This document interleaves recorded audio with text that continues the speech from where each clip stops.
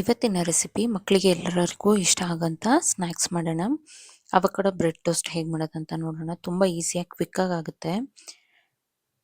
Hi ಎಲ್ಲರಿಗೂ, welcome back to my channel. Subscribe ಮಾಡ್ಕೊಳ್ಳಿ, ಹಾಗೆ ವಿಡಿಯೋ ಪೂರ್ತಿ ನೋಡಿ. ಇಲ್ಲಿ ನಾನು ಅವಕಾಡೊ ತೊಗೊಂಡಿದ್ದೀನಿ. ಅವಕಾಡೊ ನೋಡಿ ತೊಗೊಳ್ಳಿ, ಹಣ್ಣಾಗಿರೋಂಥದ್ದು. ನೋಡಿ, ಇಲ್ಲಿ ಅವಕಾಡೊ ನಾನು ರಿಮೂವ್ ಮಾಡಿ ಇಟ್ಕೊಳ್ತಾ ಇದ್ದೀನಿ. ಇದನ್ನ ಈ ಥರ ನಾವು ಒಂದು ಸ್ಪೂನಿನ ಸಹಾಯದಿಂದ ತೆಕ್ಕೊಂಡ್ರೆ ಈಸಿಯಾಗಿ ಬರುತ್ತೆ. ನಾನಿಲ್ಲಿ 2 ಅವಕಾಡೊ ತಗೊಳ್ತಾ ಇದ್ದೀನಿ.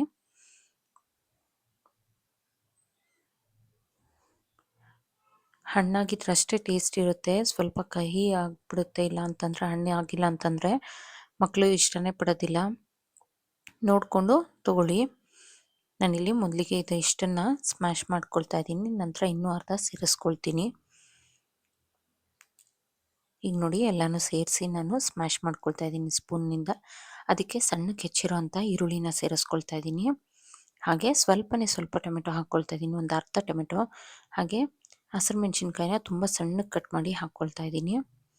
ಈಗ ಇಲ್ಲಿ ಪೆಪ್ಪರ್ ಪೌಡರ್ನ ಸೇರಿಸ್ತಾ ಇದ್ದೀನಿ.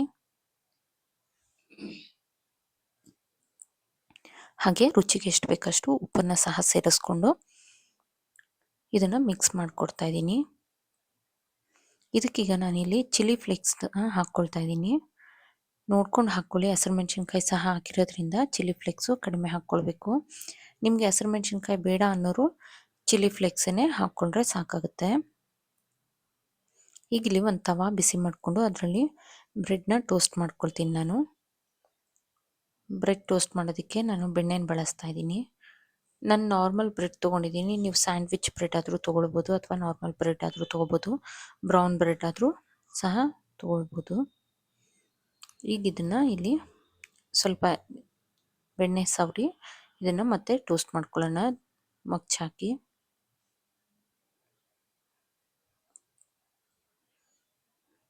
ಇಲ್ಲಿ ನಾನು ಒಂದು ಕಡೆ ಸ್ವಲ್ಪ ಟೋಸ್ಟ್ ಮಾಡಿಕೊಂಡು ಇನ್ನೊಂದು ಕಡೆಗೆ ಟೋಸ್ಟ್ ಮಾಡೋದಕ್ಕೆ ಅಂತ ಮಾಡ್ತಾ ಇದ್ದೀನಿ.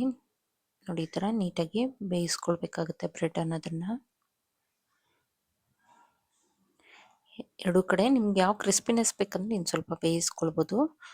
ನಾನಿಲ್ಲಿ ಮೀಡಿಯಮ್ ಎಷ್ಟು ಬೇಕಷ್ಟು ಬೇಯಿಸ್ಕೊಳ್ತಾ ಇದ್ದೀನಿ.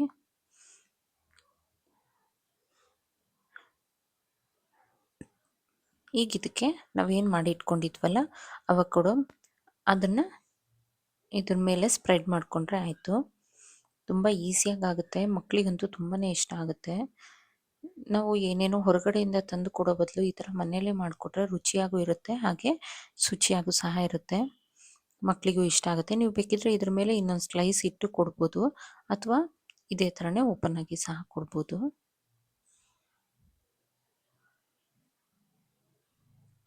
ನಾನು ಇದೇ ಥರ ಓಪನ್ ಆಗಿ ಕೊಡ್ತಾ ಇದ್ದೀನಿ. ನೋಡಿ, ಈ ಥರ ಸ್ಪ್ರೆಡ್ ಮಾಡಿಕೊಂಡ್ರೆ ಆಯಿತು. ನೀವು ಒಂದು ಸ್ಪೂನಿಂದ ಸ್ಪ್ರೆಡ್ ಮಾಡಿಕೊಂಡ್ರು ಆಯಿತು, ಅಥವಾ ಸ್ಪ್ರೆಡ್ ಮಾಡೋದಕ್ಕೆ ಬಟರ್ ಸ್ಪ್ರೆಡ್ ಮಾಡೋದಿರುತ್ತಲ್ಲ ಅದನ್ನೆಲ್ಲಾದರೂ ಮಾಡ್ಕೊಳ್ಬೋದು.